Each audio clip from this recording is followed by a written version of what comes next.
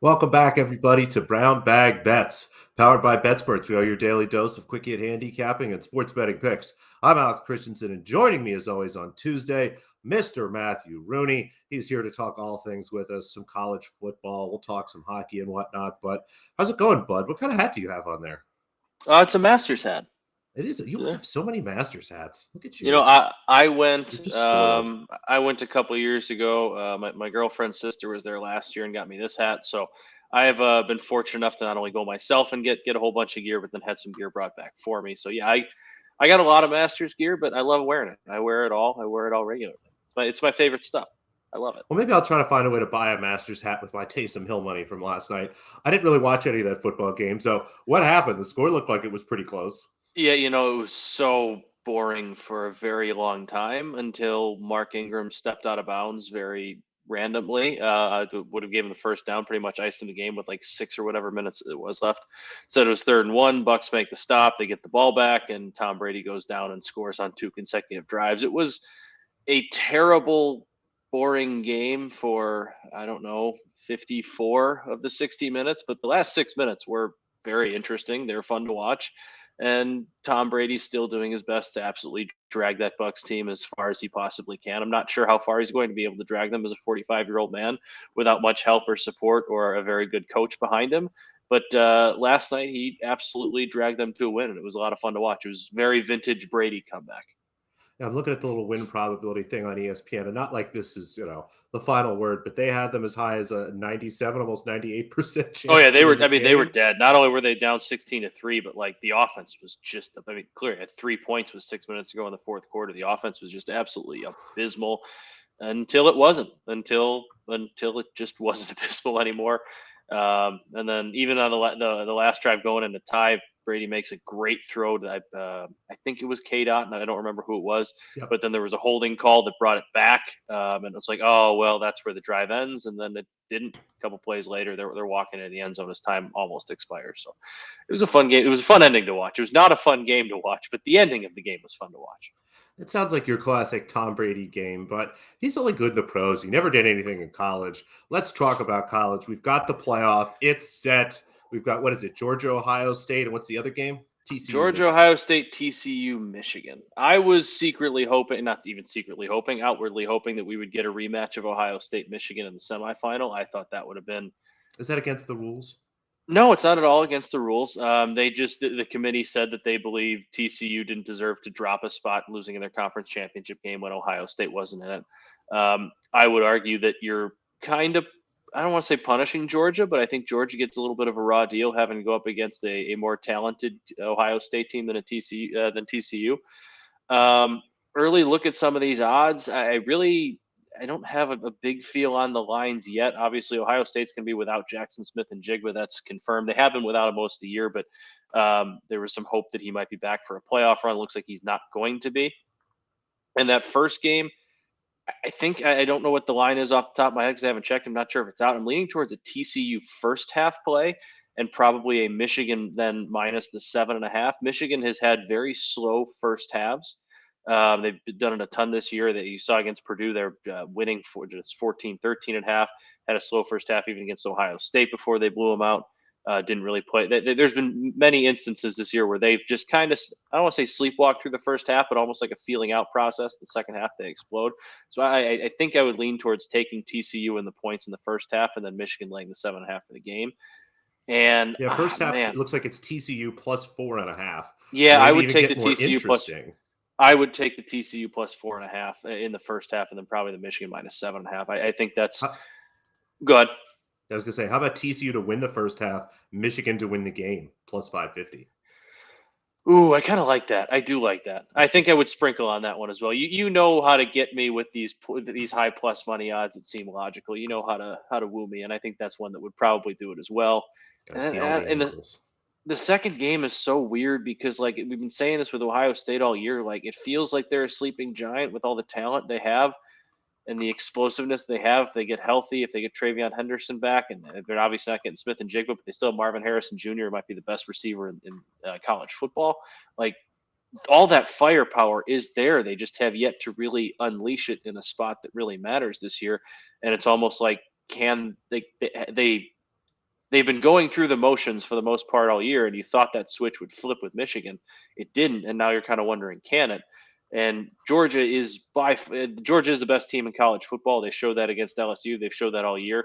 They were a little bit bored at times this year, but you've seen in big moments like the opener against Oregon, the SEC championship game, the game against Tennessee, like when they have to get up for a big game, they're just better than everybody else, and they've done that. But like Ohio State is the hypothetical, if they can reach their potential, like they're a tough matchup for Georgia because Georgia might not be able to score with them. That's just going to be a really fascinating game. I lean towards Georgia in the points, but like I think that might be a stay away for me and maybe live bet. That makes perfect sense to me. But who's going to win? Give me a champion. I'm going to go Georgia. I think they're the best. I think it'll probably end up being Georgia and Michigan, a rematch of last year's playoff. And I've heard people say like, well, we saw what happens with that last year. That's not the case. Michigan's a better football team than they were last year. Georgia's not. I don't want to say Georgia's a worse football team they were last year. They are a worse football team they were last year because last year's Georgia team was like all time good. They are not as good as they were last year, but they're still really darn good. And I think every big spot that they've had to get up for this year, they've done it and done it with an exclamation point. They've done it with emphasis. So I think they're the best team in college football. I don't know if I'd be laying 8.5 with them against Michigan, but I have them and them beating Michigan in a college football national championship game. I love TCU. The story they've had this year, it's been fun. And it'd be cool to see Max Duggan do everything he possibly can until he runs out of gas and try and pull off an upset there. I just think Michigan's going to end up being too much for him. Anybody but Michigan. I would even rather. I agree. Win. Anybody I agree but with Michigan. For the love of God. Anybody but Michigan and Jim Harbaugh and his stupid khaki pants or whichever Harbaugh it is. I'm sick of him. You think Jim Harbaugh is going to? I know he's kind of shot down the rumors, but the Sunday again, the Schefter or not pretty much every NFL insider but Michigan man Schefter was saying how NFL teams are starting to do their homework on Jim Harbaugh again. It's going to be an interesting storyline for me to watch. And I hope you noticed the eye roll there. Like, I assume that's just the easiest piece to write. Of course, teams want to hire him. He's actually coached in the pros before, but like, he's so happy there. They pay him a ton of money. He's king of the world. He took a pay cut a couple years ago, and he had the itch last year. Like, he wanted that Viking. Don't let what he says fool you. Everybody kind of, it was the worst kept secret. He wanted that Vikings job very badly, and they went with Kevin O'Connell. Like it might not be this year, but I think that itch for him to go back to the pros is still there, and it'll happen at some point in the next 3-4 years. Everybody should have learned from Nick Saban. Stay in college. Harbaugh's already been to a Super Bowl, though. Right, exactly. Just stay.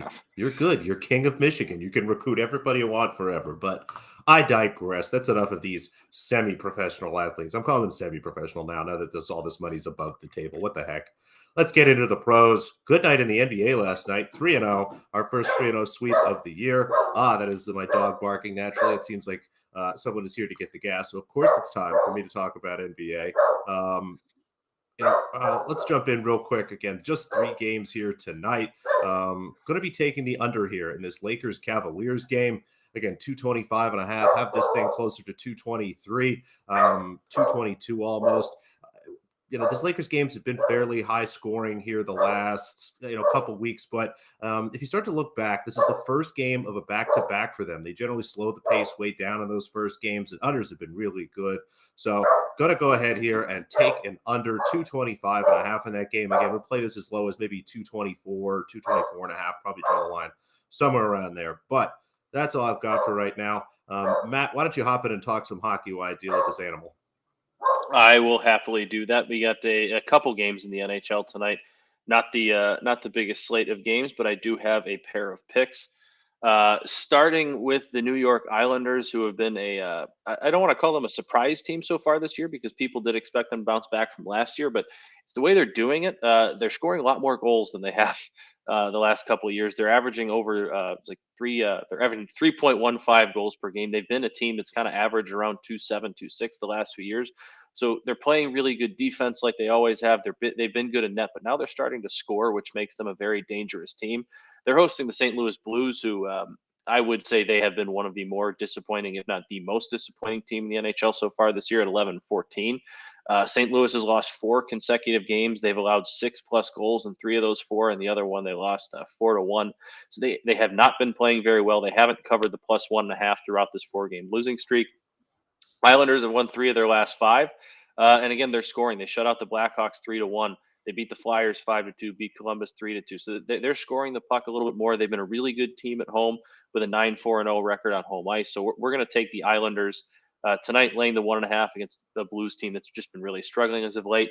And the Winnipeg Jets and the Florida Panthers, we're going to take their over. What is it? They're 6.5 at -110. You got 2 teams that are scoring the puck quite a bit this year. Florida at 3.48 goals a game. Winnipeg just over 3.2. Florida's also allowing a lot of goals. They're allowing just under 3.3. In the last 5 Panthers games, one of the 2 teams has scored 4+ goals, and we've seen the total hit 6+ in each of those games. So I really like the over here also because I mentioned Winnipeg.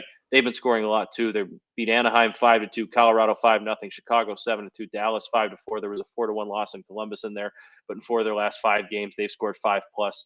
Florida scored 5 in their last 2. So 2 teams that can score the puck haven't been the best defensively this year, especially in the case of Florida. So let's take the over 6.5 in that one. And then, like I said, the Islanders, nice little +146 number at the -1.5 at home against the reeling Blues. Yeah. I love the puck lines. I'm a big fan of that. Who would ever bet a money line? It's so stupid. Puck lines and run lines. They're the way to go. I could dig it. I like all of that. I love the over. Now, I'm trying to think, what was the team last year that have we got back into the second period overs yet for whatever team that was Maple Leaf second leave over second period overs. I want to say second period overs. Second period overs. We have not quite gotten into that yet, but that's something in the next couple weeks here, especially now that college football is over and I can kind of get more into NHL betting. That's something we're going to start exploring because that was, I think every day on the show I was on at the end of the year, I was giving out that bet, and it was similar to my Maction system. That was the system. You take Leaf second period overs, and it paid out at plus money like 15 out of 17 times or whatever the hell it was down the stretch. It just paid out like gangbusters. I like it. I can dig it. All sounds very good to me. And speaking of things I love quite a bit, tennis persists, Matthew. I know where is Angers? A little nervous. Where is Angers? Angers. Angers? Is that what we're calling it? Does that help you figure out where it is? France. Indeed it is. If we're not pronouncing consonants, we're talking in French. So, yeah, we're in Angers. 2 looks. Did talk about both of these yesterday. Thought they were going to be today, but hey, it's tennis. No one ever really knows when anything's going to be. Apparently, they're tomorrow now. We know there's no rain because they were indoors. So just kind of some sort of scheduling snafu here again. But go back here and talk a little bit about Jacqueline Adina Christian. Goes up against Rebecca Peterson. Was able to get plus 300 yesterday, seeing about plus 270 or so floating around. I would play anything plus 270 or higher. The plus 5 games is still sitting around. Go ahead and scoop that up as well. Again, Rebecca Peterson, as I said yesterday, just getting a little too much credit for a good week of tennis last week and some positivity in her game the last month or so. But just overall, seeing her beat up on lesser talented players has struggled against better players. And Christian has been working her way back from injury, but I think she is a better player, and especially indoors here on this surface. Now, obviously, Peterson, I would still have favored given recent form and given the fact that, again, Christian's a little injured here, but plus 300 in a match that I have closer to plus 200, plus 5 in a match where I have it closer to plus 3.5, plus 4, just too big of an edge for me to pass up here. So we'll take the big dog tomorrow morning in France, and then also a first set over 9.5 games. Have had some success with this bet all year. Again, a lot of these WTA matches have a flow and a pattern where we see a really long first set, a really short second set, basically the opposite of what we see in these World Cup games with no goals and then tons of goals. So as you start to look at that, the line here, as I mentioned yesterday, the total was just at 21. That's ticked up to 21.5 where it should be, but the 9.5 games still sits there at minus 105. It just boggles the mind that they refuse to adjust that first set, but good news for us. So go ahead and play that as well. If you've got an over 10.5 and an over 12.5, go ahead and sprinkle both of those. Didn't put it here on the sheet because it was just a little bit tough to find again. Off-season tennis, if you will, is not something the books are really looking in with all this other stuff going on. So big underdog again, got that yesterday. So if you don't have any of it, go ahead and scoop up some now. And then the first set over 9.5 again from yesterday. But if you missed out, still have it up at a very good number. I love anything that you think the books aren't quite paying as close attention to. I'm all in on that. It's like the second period overs thing. If you can find a market where maybe books aren't keeping the closest eye on, and then you find yourself a little bit of advantage, you got to grab it. Derivatives are great. Again, smaller limits, you're always going to make more because you can bet more on some of those major markets. But again, at the same point, that's where books are focusing. So try to look a little further down the menu sometimes for some of those derivatives. Those are always good. Anything else we have to cover? I mean, the World Cup soccer match, man, the books really must have known something here. And I hate saying that, but Spain was a very short favorite here against a Morocco team that's not terribly good. I mean, they're pretty solid, but Spain's one of the best soccer teams in the world. I think they were closed only minus 160 to win this match. And I'm looking at 0-0 right now. This is stunning. 0-0 in the 88th minute. We might need to hop off so we could, pop that one on. Penalty time. I just honestly, when it comes to betting the World Cup, especially now that the U.S. is out, I've just kind of been trying to follow Andy and Dan. Like or not necessarily just those two, but going on Twitter finding my bets because I don't know nearly enough about these teams. So I've been rooting for or betting on either, fun stuff or trying to tail some people on Twitter that seem like they've been having some success. So actually, I'm tailing people on Twitter that seem like they're having some success. I probably wouldn't want to tail Andy. It doesn't seem like it's going too well for him. It's tough. When you're sick, you can't really handicap these matches. Yeah. I don't know if he's got anything for Portugal, Switzerland, but I'm going to go ahead and make my customary second half, highest scoring half bet. Give me the second half of the Portugal, Switzerland match. I'll ride on that one with you. Why not? Yeah. I guess you got to play Ronaldo to score a goal. There's been so many penalties. He's probably going to get one. But yeah, give me. Yeah, he always has penalties and tap-ins. He's always in front. He's the guy cleaning up the mess. Yeah. So wish we had action on tonight. I know. I miss action already.